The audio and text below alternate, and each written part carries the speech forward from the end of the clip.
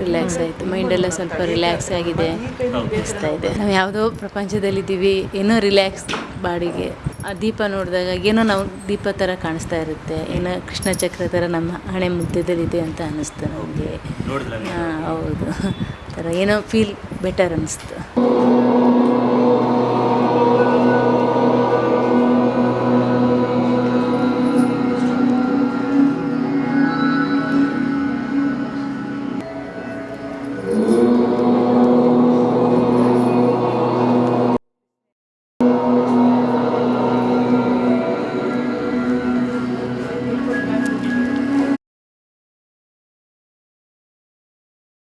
ಅಂದಾಗ ಯಾವ ಥರ ಈಗ ಫಸ್ಟ್ ಡೇನೇ ಇಷ್ಟೊಂದು ಪವರ್ಫುಲ್ಲಾಗಿ ನೀವು ಹೀಲ್ ಆಗ್ತಾ ಇದ್ದೀರಿ ಅನ್ನೋದೊಂದು ನಿಮಗೆ ಗ್ಯಾರಂಟಿ ಸಿಕ್ತಲ್ವಾ.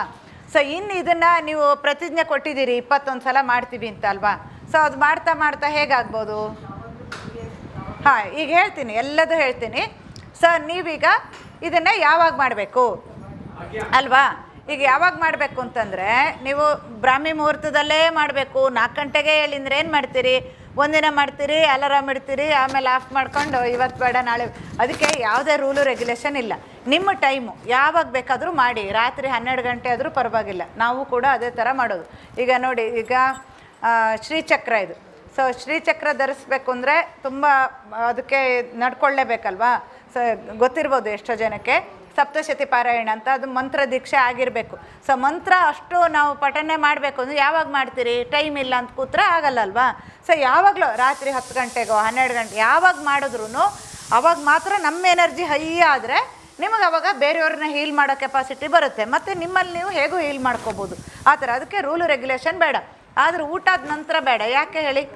ಡೈಜೆಷನ್ ಪ್ರೋಸೆಸ್ಗೆ ನಮ್ಮ ದೇಹದಲ್ಲಿರೋದೆಲ್ಲ ಹರಿತಾ ಇರೋದ್ರಿಂದ ಸೊ ಅದಕ್ಕೆ ಡಿಸ್ಟರ್ಬ್ ಆಗುತ್ತೆ. ಸೊ ಅದಕ್ಕೋಸ್ಕರ ಒಂದು 2 ಅವರ್ಸ್ ಗ್ಯಾಪಲ್ಲಿ ಎನಿ ಟೈಮ್ ನೀವು ಪ್ರಾಕ್ಟೀಸ್ ಮಾಡ್ಬೋದು.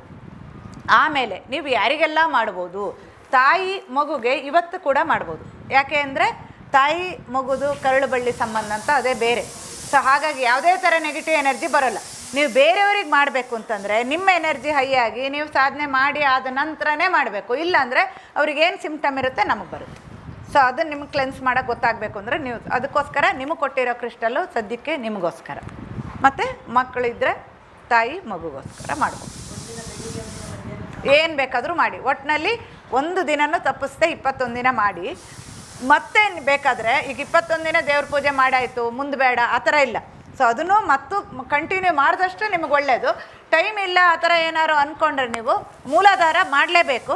ಮೂಲಾಧಾರ ಆದ ನಂತರ ನಿಮ್ಗೆ ಏನು ತೊಂದರೆ ಇರುತ್ತೆ? ಈಗ ಗರ್ಭಕೋಶದ ತೊಂದರೆ ಇದ್ದರೆ ಸ್ವಾದಿಷ್ಠಾನ ಮಾಡಬೇಕು. ಹೊಟ್ಟೆದು ಆ್ಯಸಿಡಿಟಿ ಅಥವಾ ಶುಗರ್ ಇರೋರೆಲ್ಲ ಮಣಿಪುರ, ಹಾರ್ಟ್ ಪ್ರಾಬ್ಲಮ್ ಇದ್ದಾಗ ಅನಾಹತ, ಆ ಥರ ನಿಮ್ಗೆ ಯಾವ್ದು ಬೇಕೋ ಅದನ್ನು ಒಂದನ್ನು ಮಾಡ್ಬೋದು, ಅಥವಾ ಕಾಂಬಿನೇಷನ್ ಮಾಡ್ಬೋದು. ಆ್ಯಂಗ್ಸೈಟಿ, ಡಿಪ್ರೆಷನ್ ಎಲ್ಲ ಇದ್ದರೆ ಆಜ್ಞಾನೆ ಮಾಡಬೇಕು. ಆ ಥರ ಮಾಡಿಕೊಂಡು ಪ್ರಾಕ್ಟೀಸ್ ಮಾಡಬೇಕು. ನಿಮಗೆಲ್ಲ ಚಿತ್ರದಲ್ಲಿ ಕೊಟ್ಟಿದೆ, ಯಾವ ಕಲರು ಏನು ಹೇಗೆ ಮಾಡಬೇಕು ಎಲ್ಲ ಇದೆ. ವಾಯ್ಸ್ ಮೆಸೇಜು ಎಲ್ಲ ನಿಮ್ಮ ಗ್ರೂಪ್ ಮಾಡಿ ಎಲ್ಲ ಕೊಡ್ತೀವಿ. ನಿಮಗೇನಾದರೂ ಡೌಟ್ಸ್ ಇದ್ದರೂ ಕೂಡ ನಮ್ಮ ಥೆರಪಿಸ್ಟನ್ನು ಕೇಳ್ಕೊಬೋದು. ಎಷ್ಟು ಸಲ ಬೇಕಾದರೂ, ಯಾವುದೇ ಥರ ತೊಂದರೆ ಇಲ್ಲ. ಇನ್ನು ಈಗ ಏನೋ ಶುಗರ್ 400-500 ಹೋಗಿರುತ್ತೆ. ಹೀಲಿಂಗು, ಮುದ್ರಾ, ಪ್ರಾಣಾಯಾಮ ಎಲ್ಲ ಸಪೋರ್ಟಿಂಗ್ ಥೆರಪಿ ಸಪೋರ್ಟ್ ಮಾಡೇ ಮಾಡುತ್ತೆ. ಆದರೆ ಒಂದೇ ಸಲ ನೀವು ಎಷ್ಟೋ 1000 mg ತೊಗೊಳ್ತಿರ್ತೀರಿ, ಅದನ್ನು ರೆಡ್ಯೂಸ್ ಮಾಡಬೇಕಲ್ವಾ. ಆವಾಗ ಏನು ಬೇಕು ನಿಮಗೆ? ಗಿಡಮೂಲಿಕೆಗಳ ಸಹಾಯ ಸದ್ಯಕ್ಕೆ ಬೇಕಾಗುತ್ತೆ. ಅಂದರೆ ಸೊಪ್ಪು, ಬೇರು, ಹಣ್ಣು, ಹೂವು ಇಂಥದ್ದು ಕಾಂಬಿನೇಷನ್ ಸ್ವಲ್ಪ ದಿನ ತೊಗೋಬೇಕು. ಆಮೇಲಿಂದ ಇದರಲ್ಲೇ ಸರಿ ಮಾಡ್ಕೊಳ್ತಾ ಬರ್ಬೋದು. ಅರ್ಥ ಆಯ್ತಾ? ಸೊ ಇದೆಲ್ಲ ಫಾಲೋ ಮಾಡ್ಕೊಂಡು ಬಂದರೆ ನೀವು ಸ್ಪಿರಿಚುವಲ್ಲಾಗೂ ಮುಂದಕ್ಕೆ ಹೋಗ್ತೀರಿ. ಆಟೋಮೆಟಿಕಲ್ ನಿಮಗೆ ಗೊತ್ತಾಗ್ದೇ ಎಲ್ಲ ಥರ ಕರೆಕ್ಟ್ ಆಗ್ತಾ ಹೋಗುತ್ತೆ. ಲೈಫಲ್ಲಿ ಏನು ಬೇಕು ಅದು ಕೂಡ ಖಂಡಿತ ಸಿಗುತ್ತೆ. ಆ ಥರ ಫಾಲೋ ಮಾಡ್ಕೊಂಡು ಹೋಗಬೇಕು. ಮತ್ತು ಕ್ರಿಸ್ಟಲ್ಲಿಗೆ ಒಂದು ರೆಸ್ಪೆಕ್ಟ್ ಕೊಟ್ಟು ದೇವ್ರ ಹತ್ರನೋ ಎಲ್ಲರೂ ಒಂದು ಕಡೆ ಇಟ್ಟಿರಬೇಕು, ಒಂದೇ ಕಡೆ ಇಡಬೇಕು. ಪ್ರತಿನಿತ್ಯ ಕ್ಲೆನ್ಸ್ ಮಾಡೋದಂದರೆ ಅದು ವಾಶ್ ಮಾಡೋದಲ್ಲ. ಪ್ರತಿ ಸಲ ಮೃತ್ಯು ಸಂಜೀವಿನಿ ಮಂತ್ರ ಹೇಳಿ ಅದನ್ನು ಎನರ್ಜಿ ಕೊಟ್ಟು ನೀವು ಯೂಸ್ ಮಾಡಿ, ಮತ್ತು ಭೂಮಿಗಿಟ್ಟು ಆಮೇಲೆ 2 ಕೈಗಳನ್ನಿಟ್ಟು ಅದ್ರ ಮೇಲೆ ಮೃತ್ಯು ಸಂಜೀವಿನಿ ಮಂತ್ರ ಹೇಳಿ ಎತ್ತಿಡಬೇಕು. ಅರ್ಥ ಆಯ್ತಾ? ಇನ್ನು ಸ್ವಲ್ಪ ಸಣ್ಣ ಅದೆಲ್ಲ ಬರೆದು ಕೊಟ್ಟಿರ್ತೀವಿ, ವಾಯ್ಸ್ ರೆಕಾರ್ಡ್ ಇರುತ್ತೆ, ಎಲ್ಲದೂ ಇರುತ್ತೆ. ಇನ್ನು ಬೇಕಾದರೆ ಆಧ್ಯಾತ್ಮ ಸಾಧನೆ ಬಗ್ಗೆ ಇನ್ನೂ ನೀವು ಕಲಿಬೇಕು ಅಂದರೆ ಅದು ಬೇರೆ ಕೋರ್ಸಸ್ ಇರುತ್ತೆ. ಅದರಲ್ಲಿ ಈಗ ಇವತ್ತು ತ್ರಾಟಕ ಅಂದರೆ ಬರೀ ದೀಪ ತ್ರಾಟಕ ನೋಡಿದ್ದೀರಿ. ಅದರಲ್ಲಿ ಇನ್ನೂ ಫ್ಯೂಚರಲ್ಲಿ ಮುಂದೆ ಇನ್ನೂ ನಾವು ಇದರಲ್ಲಿ ಮುಂದಕ್ಕೆ ಬರಬೇಕು, ಕಲಿಬೇಕು ಅಂತಿದ್ರೆ ನಿಮ್ಮ ಹೆಸರನ್ನು ಕೊಟ್ಟಿರಿ. ನಾನು ಅದು ಆಮೇಲೆ ಹೇಳ್ತೀನಿ, ನಿಧಾನವಾಗಿ ಮಾಡಬೇಕು ಅಂತ ಮನಸ್ಸಲ್ಲಿದೆ. 20 ಗಂಟೆಗಳ ಕಾಲ ಇರುತ್ತೆ, ಅಂದರೆ ಒಂದೇ ದಿನ ಅಲ್ಲ, ಅದು ವೀಕೆಂಡ್ಸಲ್ಲಿ ಆ ಥರ ಮಾಡೋದು. ನೀವು ಸಾಧನೆ ಮಾಡಬೇಕು, ಇದೆಲ್ಲ ಬೇಕು ನಮಗೆ ಅಂತಿದ್ದವ್ರು ಮಾತ್ರ, ನಿಮ್ಮ ಎಲ್ಲರಿಗೂ ಅಲ್ಲ ಇದು, ಯಾರಿಗೆ ಮಾಡಬೇಕು. ಈಗ ದೀಪತ್ರಾಟಕ್ಕೆ ಬರೀ ದೀಪ ನೋಡಿ ನಮ್ಮ ಆರೋಗ್ಯಕ್ಕೆ ಮಾಡ್ಕೊಂಡ್ವಿ. ಇನ್ನು ನೀವು ಮುಂದೆ ಕಲಿಬೇಕು ಅಂದಾಗ ಕನ್ನಡಿ ತ್ರಾಟಕ ಆ ಥರ ಎಲ್ಲ ಇರುತ್ತೆ, ಬೇರೆ ಬೇರೆ ಥರ. ಅದು ಏನಕ್ಕೆ ಅಂದರೆ ಮೈಂಡ್ ಕಂಪ್ಲೀಟಾಗಿ ಸ್ಟಿಲ್ ಆಗೋಕ್ಕೆ ಮತ್ತು ಎನರ್ಜಿ ತುಂಬ ಹೈ ಹೋಗೋಕ್ಕೆ, ಆ ಥರ. ಅದು ಸ್ಪಿರಿಚುವಲ್ ಲೆವೆಲಲ್ಲಿ ಹೈ ಹೋಗೋಕ್ಕೆ ಬೇರೆ ಬೇರೆ ಬೇರೆ ಬೇರೆ ವಿಧಾನ ಇರುತ್ತೆ. 2 ಗಂಟೆ ಡಿಫ್ರೆಂಟ್ ಸಬ್ಜೆಕ್ಟು, ಆ ಥರ 20 hours ಆಲ್ಮೋಸ್ಟ್ 16 to 20 hours ಆಗುತ್ತೆ ಅಷ್ಟನ್ನು ಕಲಿಬೇಕು ಅಂತಿದ್ರೆ. ಅಂಥದ್ದು ಬೇಕಾದರೆ ಮುಂದೆ ಮಾಡೋಣ.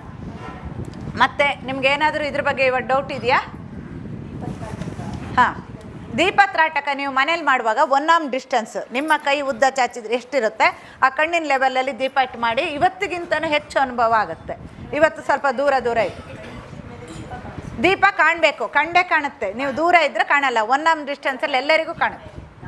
ಕಣ್ಣು ಮುಚ್ಚಿದ ಮೇಲೇ ಕಾಣೋದು, ಅದೇ ಇಂಪಾರ್ಟೆಂಟ್. ಕಣ್ಣು ಬಿಟ್ಟಾಗ ಎಲ್ಲರಿಗೂ ಕಾಣುತ್ತೆ. ಹಾಂ, ಕಣ್ಣು ಮುಚ್ಚಿದಾಗ ಕಾಣುತ್ತಲ್ಲ, ಅದು ಆಚೆ ಈಚೆ ಓಡಾಡದೆ ಒಂದೇ ಕಡೆ ಇರೋ ಥರ ಮಾಡಿದ್ರೆ ನಿಮ್ಮದು ಕಣ್ಣು ಆರೋಗ್ಯ ಕೂಡ ತುಂಬ ಹೆಚ್ಚಾಗ್ತಾ ಹೋಗುತ್ತೆ. ಸ್ಪೆಕ್ಸ್ ತೆಗಿಬೋದು, ಅಷ್ಟು ಚೆನ್ನಾಗಾಗುತ್ತೆ. ಇನ್ನೇನು ಸುಧೀರ್ ಕರಿ